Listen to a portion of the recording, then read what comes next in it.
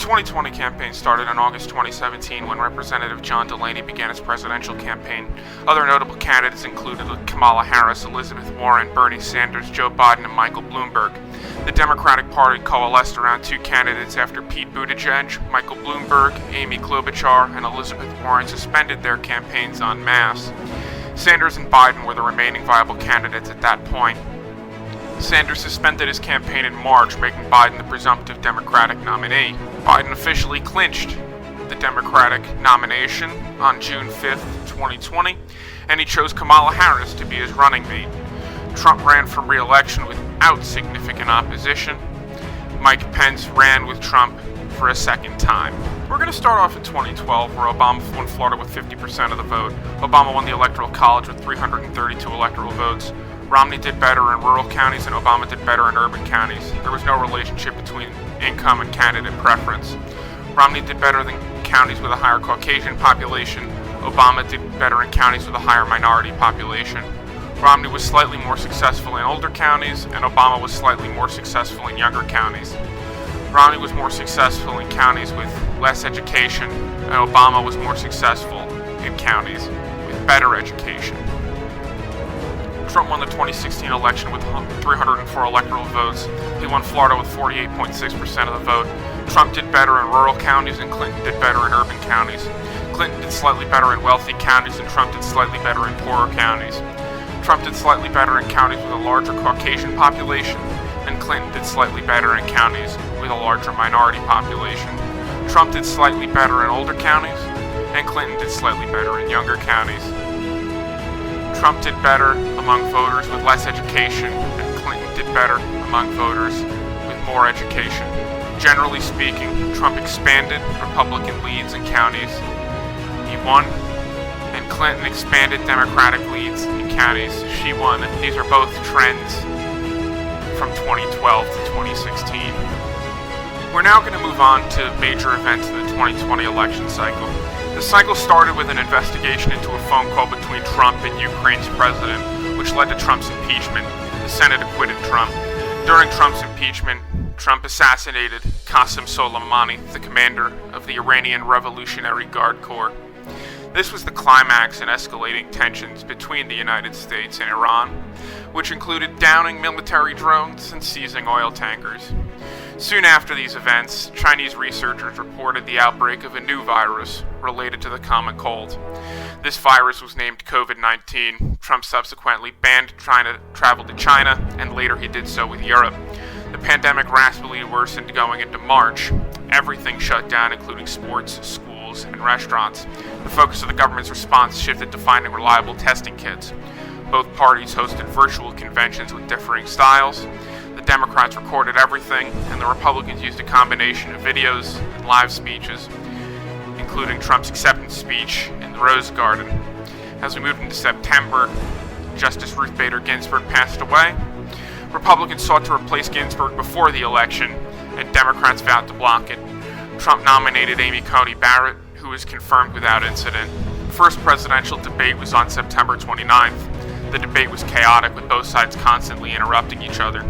Trump was hospitalized with COVID-19 soon thereafter, and he was released 3 days later.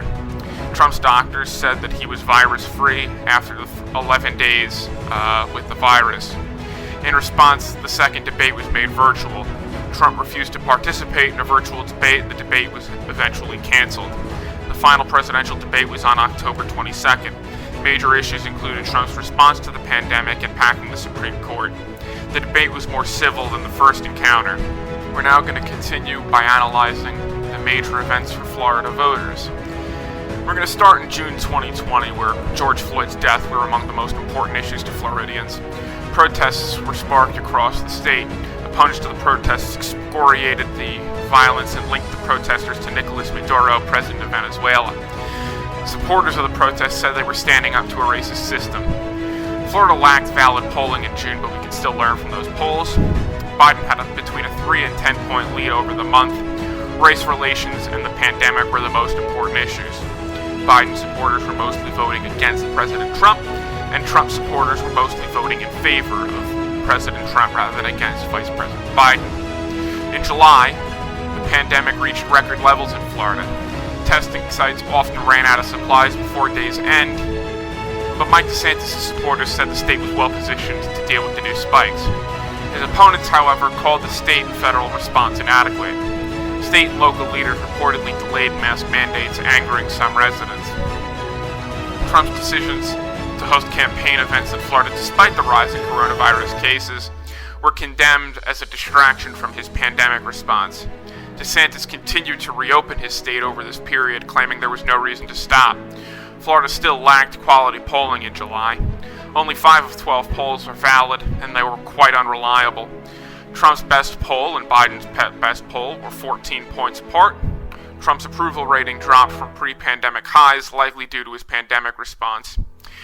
Moving on to August, Florida Republicans ramped up attacks against Karen Bass, a representative out of California, as the press began speculating who Biden would choose as a running mate. The Republican Party condemned Bass's ties to the Castro regimes, an affront to many Cubans in South Florida. Bass apologized for offending Cuban voters, but many in Miami maintained that she was remorseless for her actions. Felon voting rights was also a new issue for Floridians this year.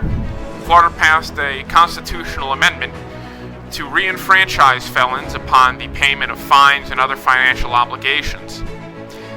Many felons have since sought to register to vote, and concerned about an inconsistent application of the rules, activists sued. The court ruled felons must repay all financial penalties and outstanding debts to the state before re-enfranchisement. Only 2 polls were conducted in August for Florida. One poll gave Biden a 4-point lead, and the other had the race at a tie. Moving on to September, targeted ads and campaign visits increased. During this month, Jill Biden started the month at a community college touting her husband's education plan, while calling Trump an agent of chaos.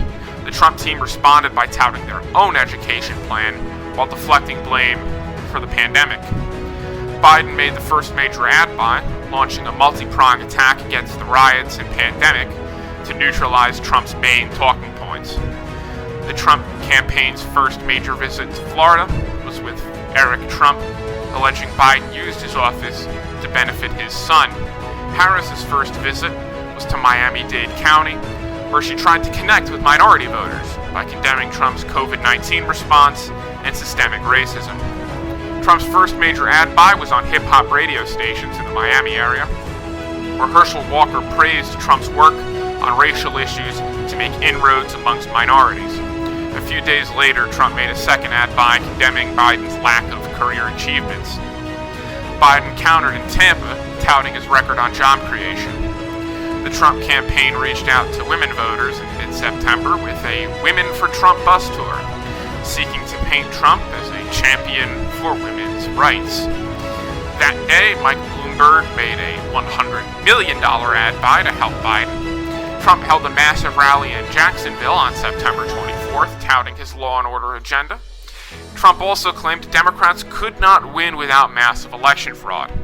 Trump augmented this with an event in Miami-Dade targeted at Latinos and immigrants. In September, the polls were more numerous and of better quality. Most polls gave Biden a 3 to 5 point lead in Florida, but an ABC Washington Post poll gave Trump a 4-point lead. Moving on to the period from October 1 to Election Day, many critics blamed Trump for the chaotic nature of the first debate. However, Marco Rubio blamed all Americans, saying it reflected our whole society. At the first October campaign event, Ivanka Trump touted Trump's work for Asian Americans. The Republican Jewish Coalition augmented this event with a $3.5 million ad buy touting Trump's pro-Israel policies while attacking Biden for being too close to progressive members of the Democratic Party. Biden's first October visit was with minorities in Miami, focusing on his Build Back Better message. Biden also criticized Trump's policies on race and Latin American relations. This message of unity continued in Boca Raton, where Jill Biden decried Trump's perceived mistreatment of Democrats. Michael Bloomberg augmented this with a $2 million ad buy on Latino and Caribbean radio stations in Miami. Vice President Mike Pence's first October event was in the Villages. This was augmented with an event from Don Jr. in the Panhandle, where he attacked Biden's relationship with progressive Democrats. Trump's first rally after his COVID-19 diagnosis was in Sanford, where he touted his recovery from the virus, while criticizing Biden's lockdown-based approach to mitigating the coronavirus pandemic. Biden countered with an event in Broward County to turn out voters in the Democratic stronghold. Continuing with their message of unity, Joe Biden rallied supporters in St. Petersburg on October 17th. Biden also criticized Trump's COVID-19 response and tried to encourage voters to turn out in Pinellas County, a county-level bellwether where the county winner has won the general election every year since 1980 except for 2000. Harris augmented this event with a speech in Orlando where she criticized Trump's pandemic response. Trump voted in person early in Palm Beach County before holding a get-out-the-vote rally.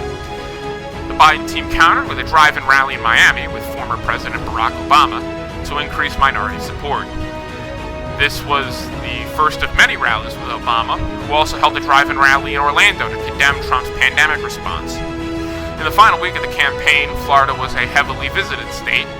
Biden visited Tampa on October 27th, and Ivanka visited Sarasota and Miami to counter. 2 days later, Donald Trump and Joe Biden held dueling rallies in Tampa. Biden also visited Broward County while Trump focused on the Panhandle. As was the case, all campaign discussion at these events focused on the pandemic and the potential for socialism under a Biden administration. Polls were more numerous and steady during this period. Biden held a 2-point lead in Nate Silver's polling average going into Election Day. Moving on to a quantitative analysis of the 2020 election. Joe Biden won the Electoral College with 306 electoral votes, but Donald Trump won the state of Florida with 51.2% of the vote. Trump did better in rural counties and Biden did better in urban counties. Biden did slightly better in wealthier counties and Trump did slightly better in poorer counties. Trump did better in counties with a higher white population, and Biden did better in counties with a higher minority population. Trump had more support in older counties, and Biden had more support in younger counties. Trump did better with less educated voters, and Biden did better with highly educated voters. Biden underperformed in Democratic counties, Trump overperformed in Democratic counties, and he pretty much maintained a steady level of support in Republican counties. Moving on to more of a summary discussion of the issue, over the last 8 years, voter tendencies have become more extreme. For each scatter plot I showed, except for the swing scatter plots, correlation coefficient strengthened over time. For example, the R value in wealth scatter plots was negative 0.11 in 2016 and negative 0.17 in 2020. This indicates increasing polarization in Florida. Because we don't have a post-Trump era Republican presidential candidate, we do not know if these trends will continue. However, if these trends will continue, Florida will no longer be a swing state. The increasing polarization in Florida's electorate has led to increasing support for Republican candidates. Furthermore, Biden had extremely bad performances in Miami-Dade and Osceola counties. These are historically Democratic strongholds, and Biden lost 11 points from Clinton in Miami-Dade and 5 points from Clinton in Osceola County. Because these two counties are the two most populous counties in Florida, Biden's underperformance in these two counties likely cost him the election in Florida. The remaining county-level swing canceled out, further emphasizing the impact of Biden's poor performance in these counties. Despite the pandemic's salience, it appears to have had little impact on the race. With a few exceptions, there was little change in support for either party's candidate. Had the pandemic been important, Trump would have likely lost much of his support from 2016. In all likelihood, Biden's perceived connection with progressives caused his underperformance in Miami-Dade. Miami-Dade is one of the largest minority communities in the state of Florida, and most of them come from Cuba and Venezuela. Republicans repeatedly connected Biden to progressive Democrats, and progressive Democrats to Cuban and Venezuelan socialists. Republicans blamed violence after George Floyd's death on Maduro-linked organizations, and they emphasized Karen Bass's ties to the Castro regime when she was considered for the vice presidential nomination. Voters were unlikely to support policies that resemble those they left when they came to the United States. So it's logical that they voted more for Republicans. Democrats want to win Florida in the future. Rebounding in Miami-Dade is vital. The best way to do that, according to the data, is for candidates to distance themselves from the progressive wing of the Democratic Party. Biden underperformed in Osceola County because of the exacerbation of the trends in race-based and education-based voting patterns. Osceola County has a low percentage of college-educated voters and a low percentage of minorities. Because white voters and non-college educated voters have been increasingly supportive of Republican candidates, Biden underperformed Clinton by 5 points. If Democrats want to improve their chances with voters in Osceola County, they should avoid rhetoric that demonizes white working class voters. Increased outreach might also be helpful. In conclusion, the 2020 presidential campaign was long and saw 28 Democratic candidates fight for almost 2 years to win their party's nomination. The COVID-19 pandemic, Trump's impeachment, and tensions with Iran were the signature events of the campaign. Florida's trends of increased polarization continued, helping Trump maintain his 2016 support. Biden also severely underperformed in Miami-Dade and Osceola counties, which likely cost him the state. If Democrats want to regain their strength in Florida, they should increase outreach and distance themselves from progressives in Washington.